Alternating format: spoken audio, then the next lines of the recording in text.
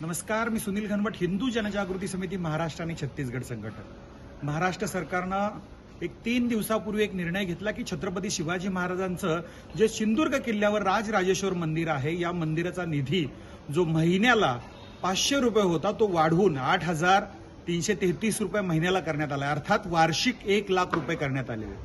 हा निर्णय जरी स्तुत्य असला तरी या संदर्भात तुलनात्मक दृष्टिकोनातून अभ्यास केला तर क्रूर कर्मा औरंगजेबाच्या कबरीसाठी या ठिकाणी ESI केंद्र सरकारच्या खात्याकडनं 2.5 लाखाहून अधिक निधी वार्षिक दिला जातो।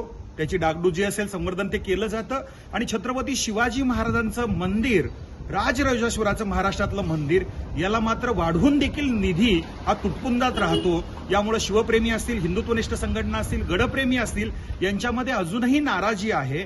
हा निर्णय बदलून छत्रपती शिवाजी महाराजांच्या या मंदिराला महिन्याला 1 लाखाहून अधिक निधी द्यावा अशी मागणी महाराष्ट्राचे मुख्यमंत्री, उपमुख्यमंत्री यांच्याकडे वारंवार हिंदू जनजागृती समितीने केलेली आहे। परंतु अद्यापर्यंत हा वाढीव निधी मंजूर झालेला नाहीये। छत्रपती शिवाजी महाराजांच्या मंदिराकडे दुर्लक्ष होता कामा नये।